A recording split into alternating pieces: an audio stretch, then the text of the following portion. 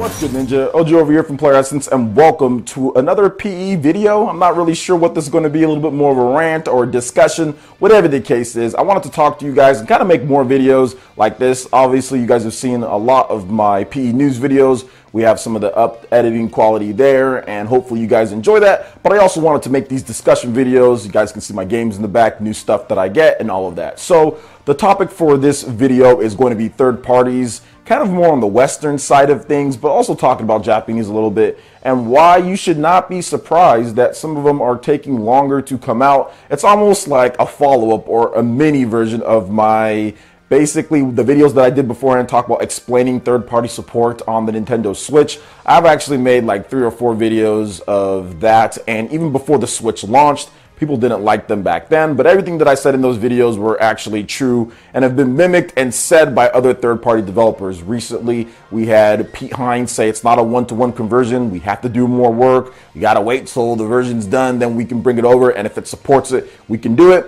And then we also had Bandai Namco saying, yo, it was like a shame that we didn't know the system was going to be successful, so we needed to put more resources in it now, so you'll see those games next year. And that's essentially what happened. Naruto got announced, then there's also My Hero that's coming out as well, and there's going to be more announcements coming from the Bandai Namco camp, so trust me on that. But it's not always day and date with the other versions of the game. Everyone's still playing catch up. But I wanted to talk about this because I've actually had a couple of my users try to point me in the direction of videos saying, oh, well, this video, this person's, complaining about third parties and blaming them. But really, you shouldn't be blaming third-party developers. At least you shouldn't be blaming all of them. You should be blaming Nintendo. Because if you want all of these games day and date and everything to be the exact same, then Nintendo should have made a system that was exactly the same as the PS4 and Xbox One. They should have made an x86 system. They should have made it with 8 gigabytes of RAM. They should have made exactly the same specs. If they did that, then you get everything day and date. Oh, and it should have came out like years ago, like the PS4 and Xbox One.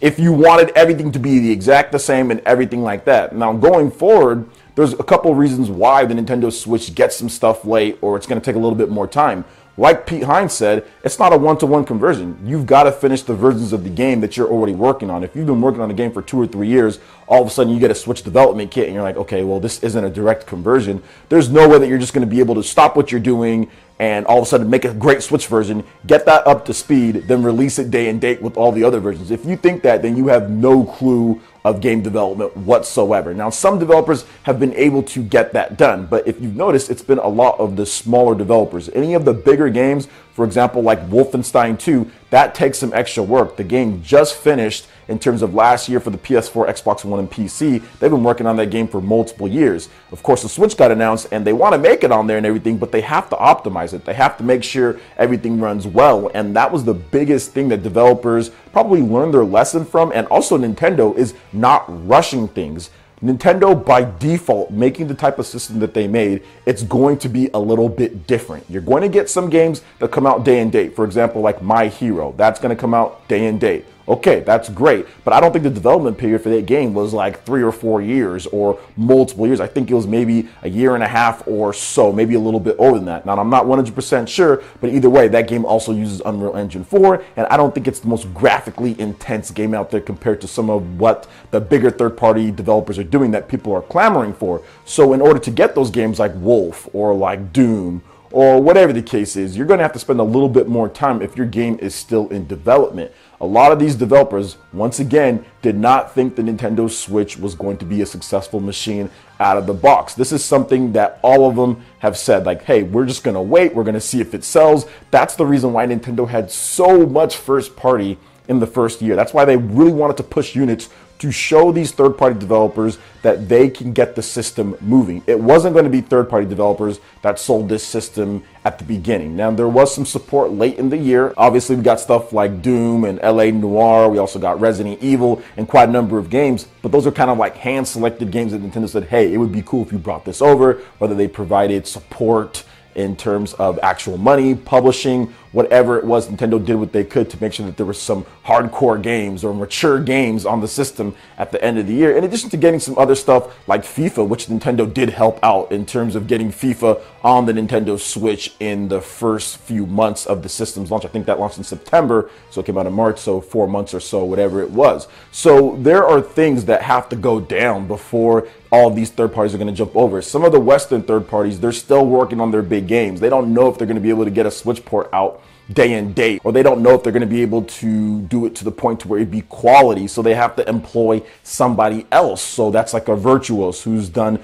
Dark Souls, who's doing that. They've done LA Noire, or like a Panic Button, which is probably the most popular porting studio to Nintendo Switch. And if you looked at the interview that they said recently with Panic Button and some of the other developers that are making Switch ports, Iron Galaxy, they all said that the business is booming, that they have so much work, they get so many calls that they're always going to be busy making games. Heck, Panic Button was making like 3 different games at one time or something like that, with Wolf and Doom and also Rocket League on the Nintendo Switch. Or they had developers, you know, working at one after another, and as soon as they finish, there's the next one. And that business is still going, guys. That's not just ghost business or anything like, okay, well, we're done with Wolf, there's nothing else. There's the next game that's lining up and the next game that's lining up. But I think that there's not enough of these porting studios in order to get all of this stuff day and date when the finished codes aren't even there yet. So it is going to take a little bit more time to get some of these Switch versions. Now, one of the most popular questions that I get from a lot of you guys is,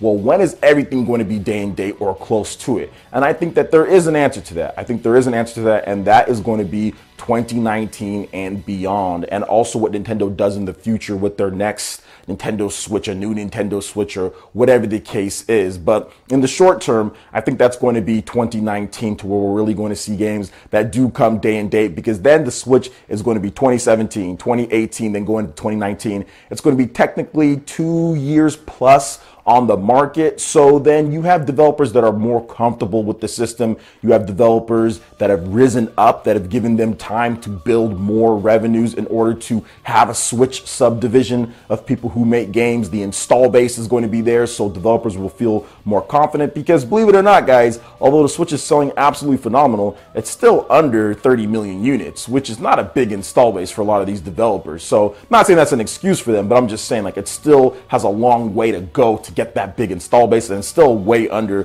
the PlayStation 4. So I think that by 2019 midway or so, you're going to start seeing games all day and date. And I think for the Japanese industry, it's pretty much going to be every single game day and date by the end of 2018 or early 2019.